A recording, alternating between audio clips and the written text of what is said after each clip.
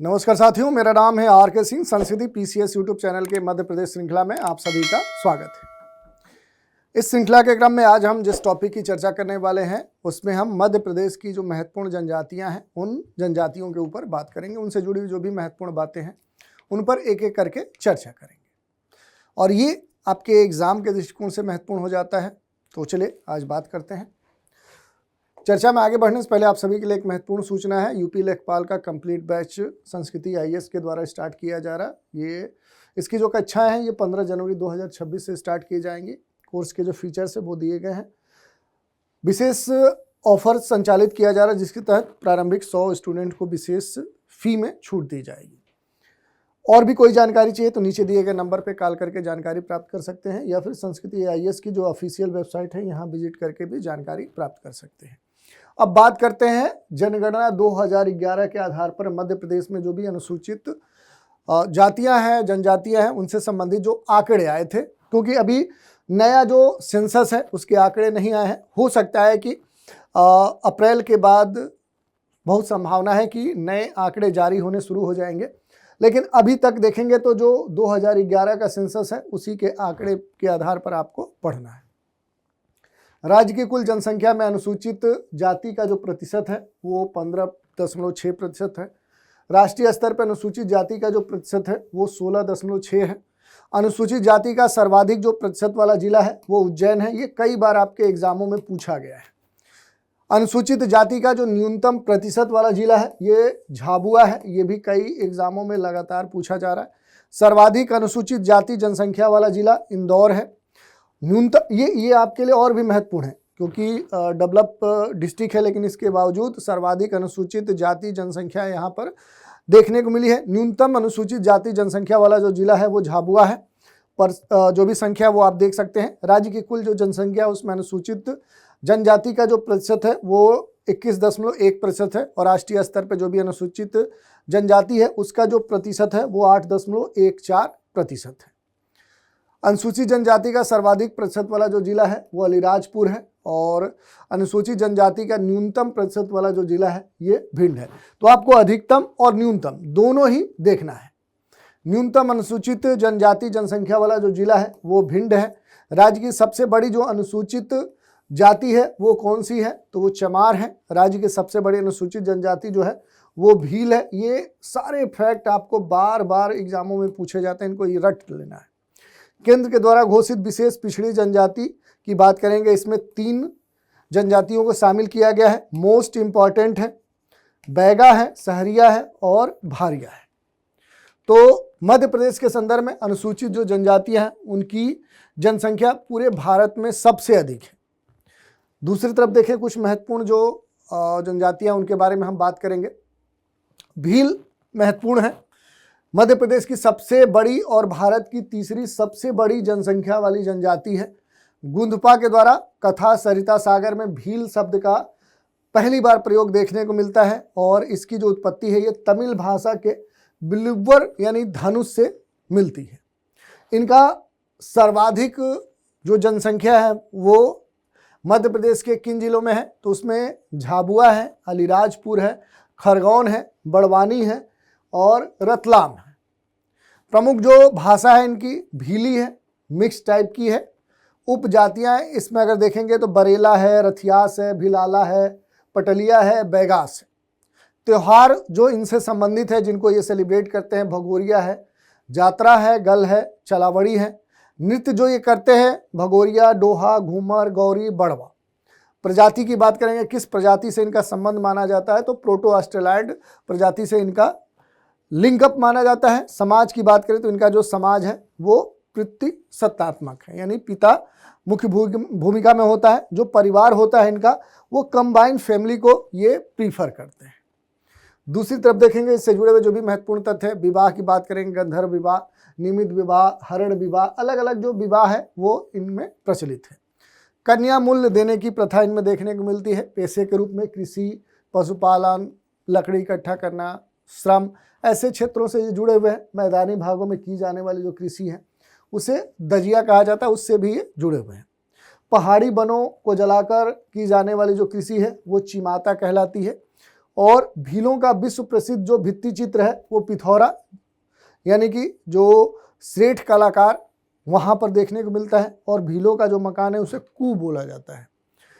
जो भी इनके गांव है उनका जो प्रशासन है वो कोटवार जाति के व्यक्ति के द्वारा रेगुलेट होता है। वस्त्र की बात करेंगे तो पुरुष लंगोटी और सिर पर साफा बांधते हैं, महिलाएं अंगरखा का इस्तेमाल करती हैं।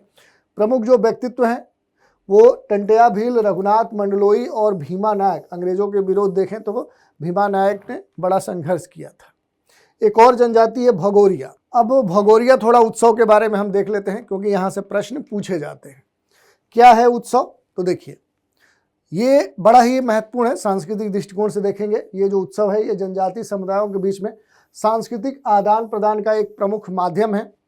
आर्थिक गतिविधि का एक महत्वपूर्ण कह सकते हैं केंद्र भी माना जाता है। सामाजिक संबंधों का भी एक महत्वपूर्ण मंच माना जाता है। और विवाह के संदर्भ में देखेंगे तो जो भी भगोरिया हाट है ये युवक युवतियों के लिए एक विवाह का मंच भी है। 3 चरण में ये पूरा आयोजन होता है, गुलालिया हाट, भगोरिया हाट और उजाडिया हाट। तो ये इस पर्व के बारे में महत्वपूर्ण बातें थी। इसके अलावा एक महत्वपूर्ण जनजाति गोंड है।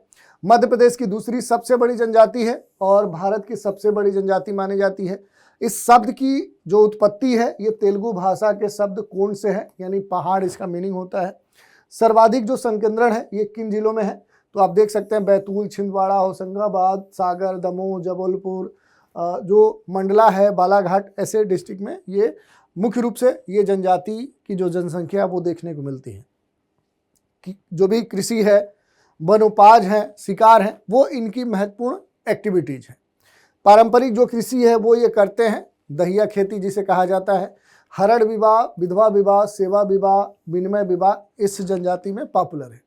दूध लौटावा जो प्रथा है ये प्रचलित है, यानी मामा और बुआ की लड़की से विवाह सर्वोत्तम माना जाता है जो आम संदर्भ में नहीं होता है। प्रमुख जो देवता हैं वो बड़ा देव हैं, दुल्हा देव हैं, बूढ़ा देव हैं, खरमई है।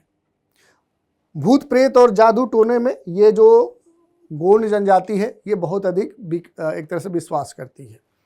दूसरी बात देखिए तो प्रकृति पूजक माने जाते हैं, नाग और पीपल की पूजा करते हैं। नृत्य में कर्मा, सैला, भडोनी, बिरहा, कहरवा, सजनी, सुआ, दीवानी ऐसे जो नृत्य हैं वो इन जनजातियों में काफ़ी पॉपुलर है। घोटलू जो है ये जनजाति गांवों का सामाजिक और सांस्कृतिक केंद्र या उसका जो प्रथा है उसका प्रचलन आज भी है। अगरिया की अगर बात करेंगे, लोहे का काम करने वाले वर्ग को बोला जाता है। जो प्रधान होता है वो पुजारी का काम करता है। ओझा जो होते हैं वो पंडिताई या इस तरह की जो भी तांत्रिक क्रिया हैं वो करते हैं। तो ये हमने गोंड से जुड़ी हुई जानकारी ली। इसके अलावा जो भी कोयला भूता है ये नाचने गाने वाले गोंड होते हैं। बढ़ईगिरी जो कहते हैं उन्हें सोलाहस कहते हैं। भूस्वामी जो रखते हैं वो राजगोंड होते हैं। साधारण वर्ग वाले घुर गोंड होते हैं। और प्रमुख जो गोंड शासक हैं उनमें रानी दुर्गावती है, शंकर शाह है, रघुनाथ शाह है। तो ये कुछ महत्वपूर्ण नाम है हिस्टोरिकल। एक और जनजाति है मड़ई।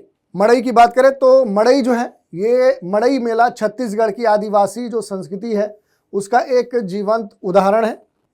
मेले का पहला जो दिन होता है वो देवी को समर्पित होता है। इस दिन बकरे की बलि दी जाती है और पवित्र वृक्ष के नीचे देखेंगे तो नृत्य और संगीत का जो आयोजन है वो किया जाता है। इसके अलावा आप देखेंगे अंगा देव की जो सवारी है या फिर अला बतौर जो नृत्य है ये मेले का मुख्य आकर्षण होता है। अगला जो जनजाति है वो बैगा है। भारत के मध्य प्रदेश, झारखंड, छत्तीसगढ़ इन तीनों राज्यों में मुख्य रूप से ये जनजाति देखने को मिलती है। मध्य प्रदेश की आदिम और ये प्रमुख जनजाति है। विशेष तौर पे मुंडा जनजाति की जो द्रविड़ वंशज है उस रूप में जानी जाती है। इनके जो घर हैं, घरों की अगर हम बात करेंगे तो दीवार, बांस से एवं छत से ये खपरे के स्थान पर घास फूस का प्रयोग करते हैं। जंगल और जड़ी बूटियों के जानकार हैं। आज भी आधुनिक जो दवाएं हैं उनसे ज़्यादा ये जंगली जो औषधि है उस पर निर्भर है। गुनिया ओझा का पर्याय होता है। बैगा कृषि कार्य में हल का प्रयोग वर्जित है। मंडला में देखें तो बैगाओं का एक समूह भरिया बैगा कहलाता है। जो भरिया है ये बैगाओं का हिंदू पुरोहित के बराबर महत्व रखता है। भोजन के बारे में भी देख सकते हैं। मांस, मोटे अनाज, सुबह के भोजन में बासी जो भोजन है वो लेते हैं। दोपहर का भोजन पेज होता है। रात्रि का भोजन बियारी कहलाता है। इन जनजातियों पर लिखी गई जो पुस्तक है वो बैगा के रचयिता बैरियर एल्विन है, जो काफ़ी कई बार आपके एग्जामों में क्या किया गया है, ये बुक का नाम पूछा गया है। पेशा कृषि, शिकार, झूम कृषि करते हैं, शिफ्टिंग एग्रीकल्चर करते हैं। खेती में अधिकांश बैलों का उपयोग नहीं होता है। समाज इनका प्रतिशतात्मक है। नृत्य में सैला, कर्मा, फाग, फरदौनी जैसे जो नृत्य हैं वो इनमें पॉपुलर है। लोक कलाओं की बात करें तो दीवारों पर मिट्टी और रंग का अलंकरण करते हैं। साल के वृक्ष को बड़ा ही ये महत्वपूर्ण मानते हैं। इनकी कई सारी उपजातियां हैं। विवाह में मंगनी, चढ़ विवाह, चोर विवाह, उठवा विवाह, लमसेना, पैठुल विवाह, ये सारे पॉपुलर हैं। इनके जो प्रमुख देवता हैं ठाकुर देव हैं, दुल्हा देव हैं एवं बूढ़ा देव हैं। वस्त्र की बात करेंगे, महिलाएं छोटी धोती पहनती हैं और कमर से घुटने तक लपेट कर पहनी जाती है। इसे कपची कहा जाता है। बैगा लोगों को पेय पदार्थ पेज बहुत पसंद है। ये चावल, मक्का, कुटकी के घोल से बनाया जाता है। तो ये इनके बारे में हमने देखा। कोल के बारे में थोड़ा सा बात कर लेते हैं। जो कोल जनजाति है ये मध्य प्रदेश के विंध्य कैमूर क्षेत्र में सबसे अधिक वास करती है। मुंडा समूह की प्रमुख जनजाति मानी जाती है। और दूसरी तरफ आप देखेंगे मूल निवास जो है वो रीवा के जो वारधीराजा क्षेत्र है उसका कुराली वाला जो रीजन है वहाँ पर सबसे अधिक ये जनजाति देखी जाती है। सर्वाधिक जो संकेंद्रण है वो रीवा, सतना, सीधी, जबलपुर और शहडोल डिस्ट्रिक्ट में देखने को मिलेगा। कोल जनजाति को मैक्स मूलर ने कोल या कोलारियन कहा है। तो ये स्टेटमेंट कई बार आपसे एग्जामों में पूछा गया है। ये जो कोल शब्द है इसकी मूल जो व्युत्पत्ति है ये संस्कृत से मानी जाती है। इनका जो समाज है वो प्रतिशतात्मक है और महिलाओं को भी कुछ सांस्कृतिक और धार्मिक जो कार्य हैं उनकी स्वतंत्रता दी गई। कई सारे जो क्षेत्र हैं वहाँ पर संयुक्त जो पंचायत है उसकी सीमित व्यवस्था यहाँ पर देखने को मिलेगी। गांव में जो पंच हैं वो प्रणाली आपको देखने को मिलेगी। जो पंचायत है वो गुहिया है। अन्य जनजातियों की अपेक्षा इनमें राजनीतिक जो चेतना है वो अब अधिक देखती है। पेशा कृषि, श्रमिक, पशुपालन से जुड़े हुए हैं। त्यौहार में रामनवमी है, होली है, नवदुर्गा है, तीज है, दशहरा है, ये पॉपुलर है। विवाह संस्कार में बहुविवाह, जन्म संस्कार आदि हिंदू रीति रिवाजों की तरह ही किए जाते हैं। और इनकी कई सारी जो उपजातियां हैं वो भी आपको देखने को मिल जाएंगी। एक और जनजाति है जिसका नाम है, आप देख सकते हैं, भरिया। द्रविड़ियन परिवार की प्रमुख जनजाति मानी जाती है। छिंदवाड़ा, सिवनी, मंडला, जबलपुर जिलों में ये मुख्य रूप से जो भारिया जनजाति है आपको देखने को मिलती है। इनका जो समाज है वो थोड़ा रूढ़िवादी है। गोत्र और चिन्ह पर खास तौर पे ये ध्यान देता है।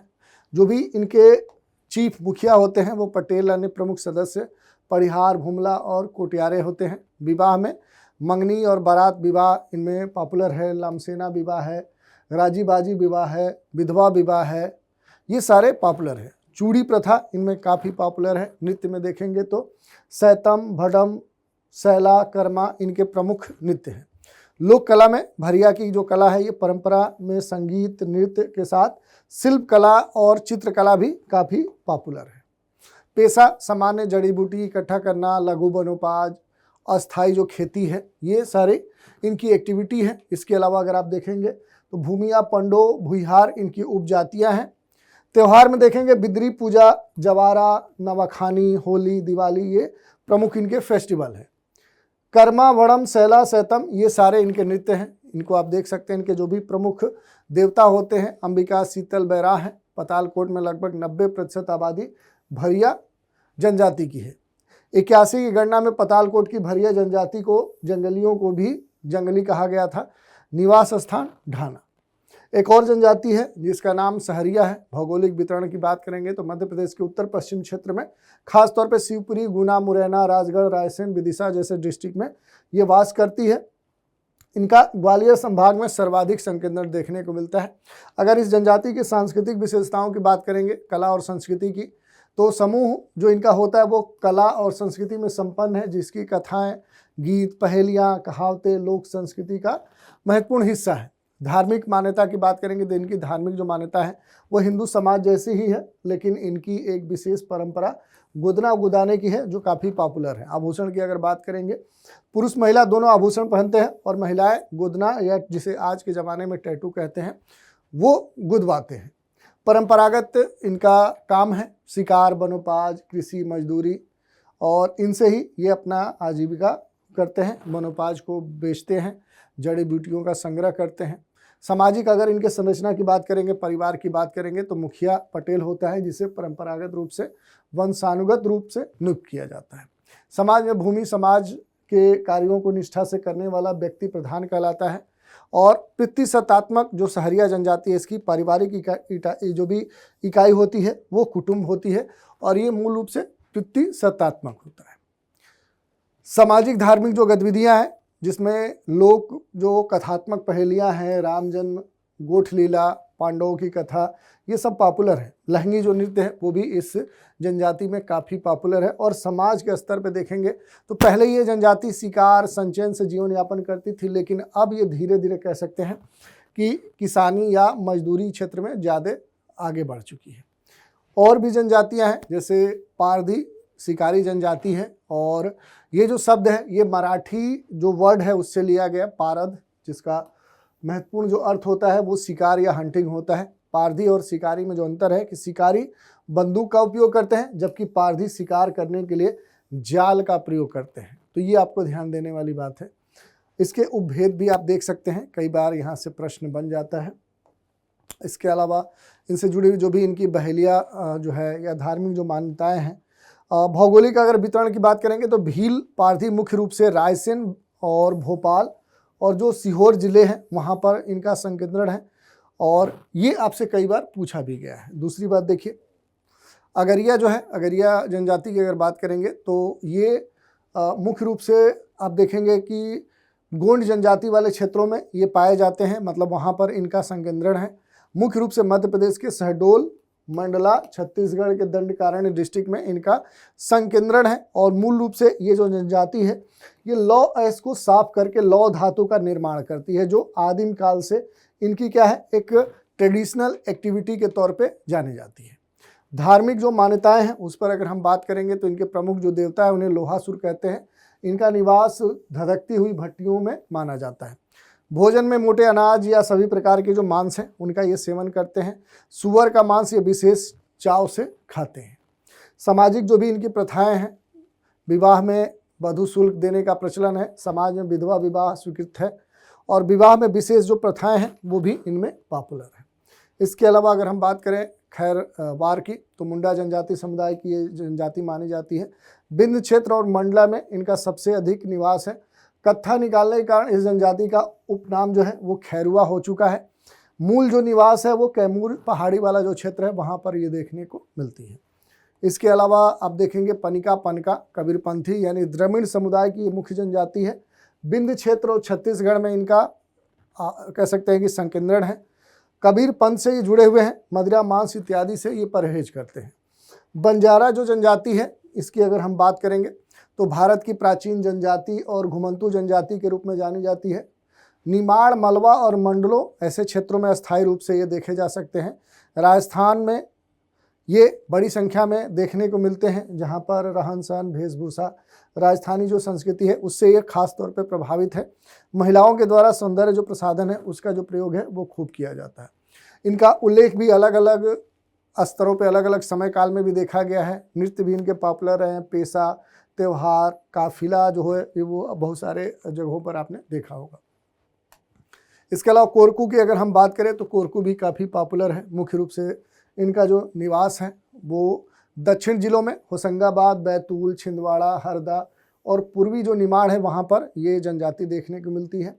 कोरकू जो जनजाति है ये कुलेरियन जनजाति की एक ही ब्रांच मानी जाती है। पितृसत्तात्मक व्यवस्था है और गोत्र जो है समगोत्री विवाह निषेध है। जो भी वधू मूल्य है उसकी प्रथा इसमें है। और लमसेना जो प्रथा है यानी दामाद को ससुराल में क्या होना पड़ता है, रहना पड़ता है। आर्थिक गतिविधियों में कृषि मुख्य है। सांस्कृतिक विशेषताओं की बात करें तो ये बड़े धूमधाम से दशहरा, दिवाली, होली मनाते हैं। मृत्यु जो प्रथा है इसमें 100 को दफनाने की प्रथा है। मरे हुए व्यक्ति की याद में लकड़ी का स्तंभ और झंडा ये बनाते हैं। इसके अलावा अगर आप देखेंगे तो शारीरिक जो विशेषताएं हैं, आंखें काली होती हैं, त्वचा का रंग काला होता है, नाक चपटी, होठ मोटे, इनके जो नथुने हैं वो फुले होते हैं, चेहरा इनका गोल होता है। तो इनके बारे में बेसिक जो जानकारी है वो हमने देख ली। तो आज के एपिसोड में हमने मध्य प्रदेश में जो भी महत्वपूर्ण जनजातियां वास करती हैं, किन जिलों में वास करती हैं, उनकी क्या मुख्य विशेषताएं हैं, उन पर हमने चर्चा की। तो आज के एपिसोड में इतना ही। आप सभी हमारे साथ बने रहें, इसके लिए धन्यवाद।